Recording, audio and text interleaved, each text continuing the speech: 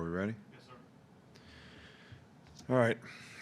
Well, I think this week every player, every team, always has to make a decision on how they want to handle success. Some teams handle success well. Some teams can only respond when something bad happens, which is a little more like human nature. And hopefully we're trying to get our players to build on the momentum that we created in what we did last week and continue to work hard so that we can continue to play well in the future. But to do that, you got to be able to handle success. You can't be casual about your approach. You got to prepare. You got to work hard. You got to go out and earn it. You got to play every play, and you got to do a little extra sometimes to, make that happen in terms of your preparation.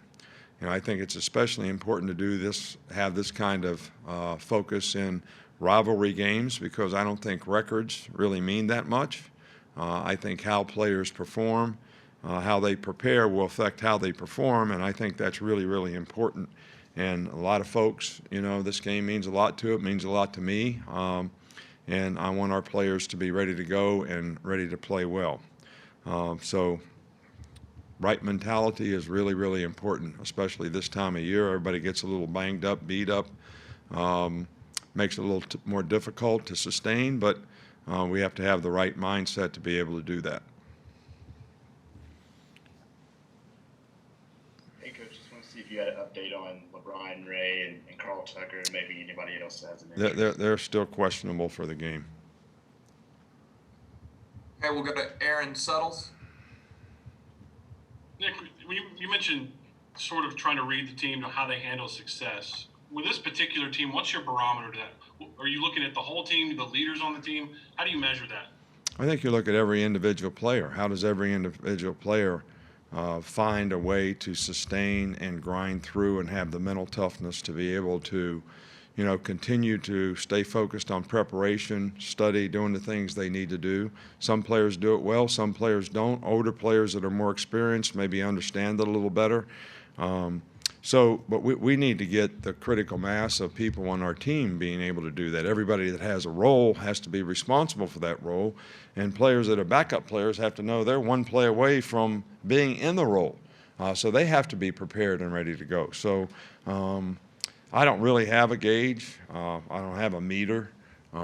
We look at different individuals differently, and we're trying to get the critical mass of our team to be in the right spot when it comes to the disposition they have about improving throughout the season. Okay, we'll go to Michael Casagrande next. Yeah, I just wondered how you'd assess the punting game to this point, and just wondered about Ty Perine's status. We saw him taking pictures from the crowd on Saturday and not in uniform. Who? Ty Perine. Yeah, he wasn't dressed for the game. I don't think the punting has been what we'd hoped it would be. I think we have good competition at the position. Ty is one of those guys.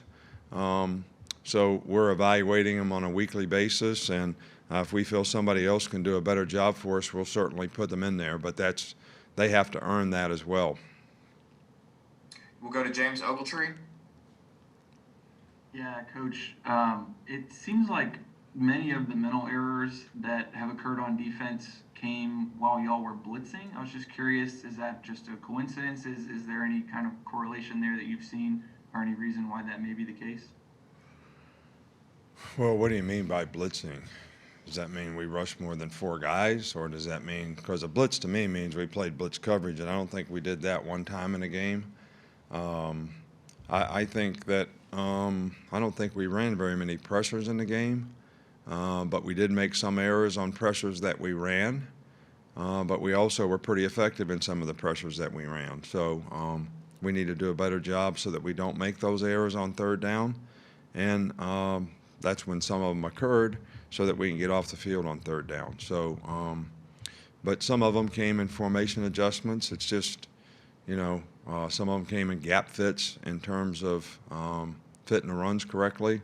So, it's not any specific one thing to me. It's just a combination of consistency and performance that we got to get all 11 guys doing the right things, more consistently, and that's up to us as coaches. Okay, a couple more. We'll start with Mike Rodak. Jeremy Pruitt called your offensive line one of the best that he's seen in a long, long time. Just through 4 games, what have you seen out of that group, and what areas could they still improve at this point? Well, I think they're playing well. I think if you talk to each one of them, they'll all give you something that they think that they could do better.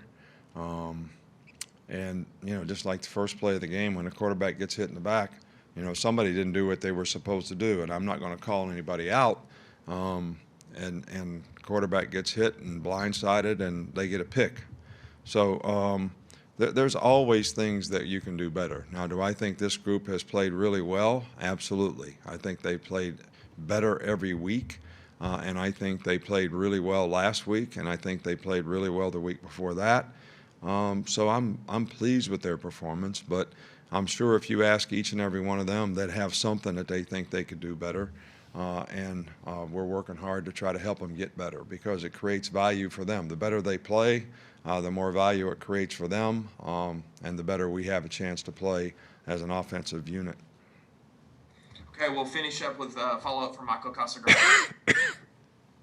Just wondering, there's been so many teams around the SEC that have had roster problems with positive tests. Just wondering if you guys had any problems with positive tests, and how does that stand at this point? No, we've only had one positive test, I think, in the last 2 or 3 weeks. So we haven't had any issues, knock on wood, and hopefully guys will continue to manage their personal space and do the right things so that we can minimize that as much as we can. Okay, Coach, thank you for your time. Thank you.